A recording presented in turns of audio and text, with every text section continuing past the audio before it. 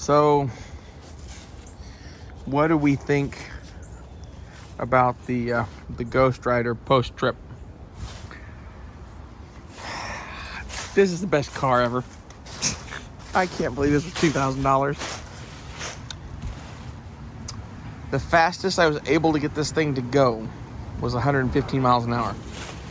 I didn't try much more than that though, so maybe next time we'll try opening it up more.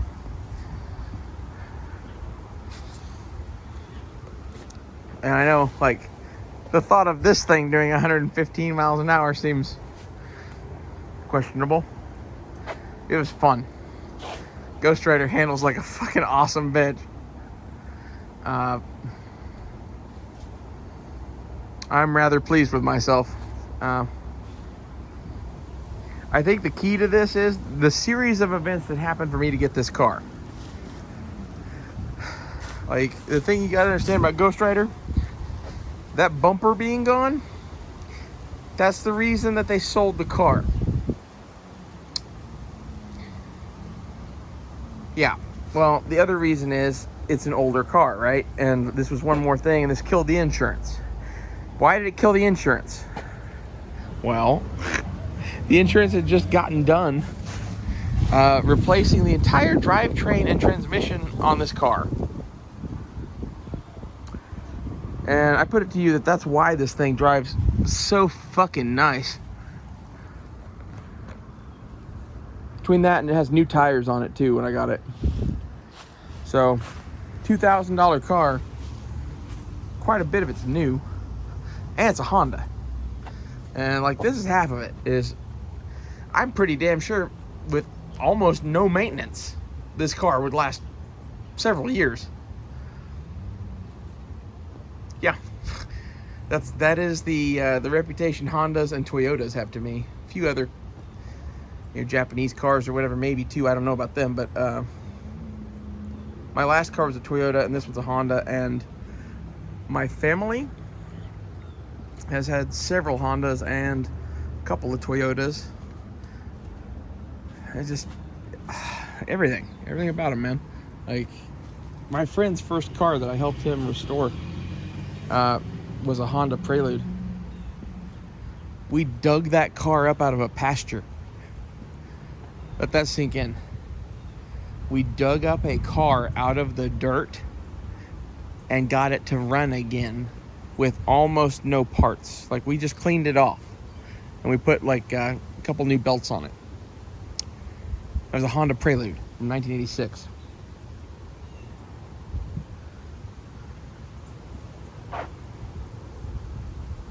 I always have had a thing for Hondas pretty much ever since. Hondas and Toyotas. Like, those, I think, even if you went and asked E Honda himself, he would say that a Toyota and a Honda are shady versions of one another, basically. They're both good products. That's why, just to be honest, it doesn't really surprise me to know that I am now driving a Honda and Honda is now driving a Toyota. And I used to drive a Toyota and he used to drive a Honda. The reason I say that is, like, they're such an interchangeable car. If I'm not going to buy a Toyota, my next logical choice is the Honda. And it's one of those, like, I take whichever one I could get cheaper, pretty much. Or maybe if it was a better car or something like that. Like, my last Toyota, I bought because it was cool. And, like, a lot of people don't get that this bitch is cool. This bitch is cool in the same way the Razor Crest is cool in fucking Mandalorian. Like, it's not a fighter jet. Yet in that show, they managed to make it one. That's a whole different story. But, like, the Razor Crest in the Mandalorian is a fucking camper van. That's what he's driving around in. One of the reasons I loved it. It reminded me of my grandfather. My grandfather drove a shitty camper van, camper truck, all through Vietnam, and even when I was a kid. When I was a kid, I went riding with him in the war wagon. Like, that's what he called it. He bought it while he was an officer in the Marine Corps, new, and he owned it almost till the day he died. He sold it a few years before he died because it was essentially, I used to joke, call it flower pot, because it had flowers and shit growing in the back of it.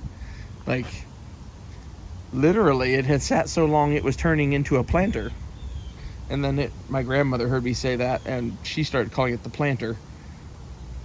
Either one is good, really. I miss that truck. I keep seeing old 1969 Fords around because that's the model he had. It's a 69 Ford F-250 with a camper on the back. And, you know, nostalgia makes me want one of those. But in reality, like, I think my grandfather would fucking dig this thing. He'd be like, it's Japanese, but the sliding doors are dope, and it's big enough to have a bed in it. And like this is half of the thing with my grandfather. You got to get is, he was a mountain man. He was a mountain man / Marine Corps officer / a lot of other shit. And this is a van for mountain man shit. This is, hey, we're gonna run out to the mountains for a while, and we may stay in the van. We may not stay in the van. We might just use the van to sleep in along the way to where we're getting. Or we might spend the whole fucking trip in the van. It's flexible. It can do many things. Like his truck especially, you could take the camper off of it, and you got a fucking pickup truck with toolbox.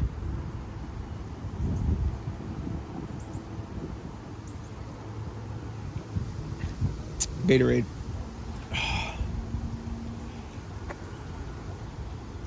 I hate to like keep preaching the gospel of the minivan, but the only reason these cars are $2,000 or cheap, I'm not even gonna say $2,000.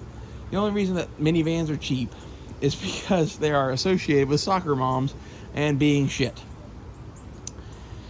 I will give you that this thing has some shit parts about it, but most of the handling on it's good. It has a couple of quirks. I'm willing to put up with them for the cost, basically. It is not the best at turns.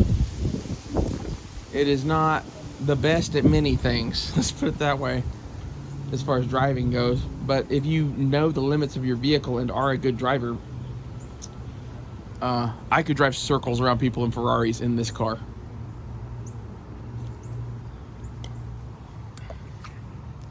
Now, not if they choose to go over a couple hundred miles an hour or whatever. But like, those cars are no more maneuverable than this thing.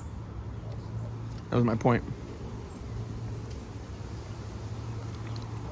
So like highway driving, this thing is badass.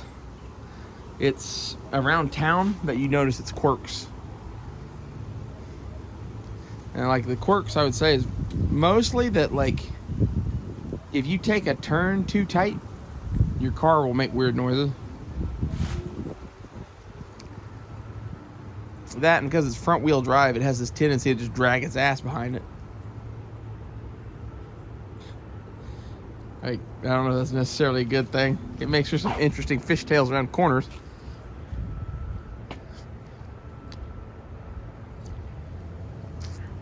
I still haven't defogged my headlights. Still haven't replaced the bulbs in the headlights. I drove all the way to Idabel and back with one headlight out, brights only.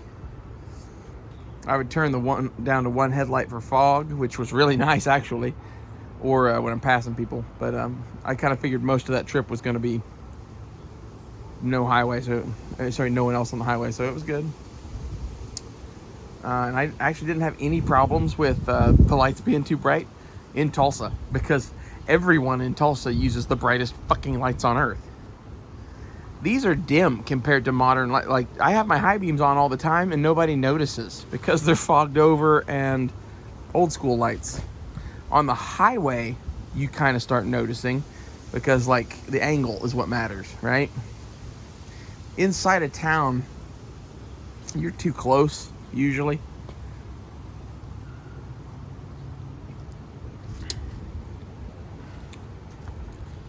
Honestly, I think this is the best tribute I ever could have done to my grandfather.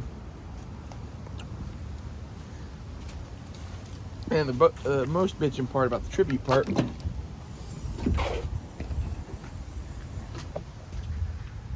is that I have a couple of different versions of those. I chose the reserve one because I'm pretty sure that's what he was rocking when he bought fucking War Wagon.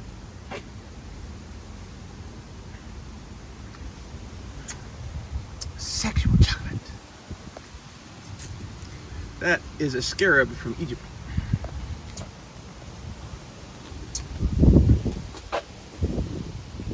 Let's see how we're doing on power. I've had this on since like midnight. That's not too bad. I like the Blue Eddy, by the way. The set power fridge, I like. I was wondering, basically, should I have spent the extra money and gotten the Iceco version of this? Because this is a copy of a more expensive fridge that's made in the US. And that fridge was like $700, something like that. And this one was like $450, but I got it on sale for $350. It's a good deal. And that Blue Eddy is like, fuck man, $600 or $700. So it's like the ability to keep shit cool in the back of the car costs money. Also, the solar panel that goes on the roof was like $200. So like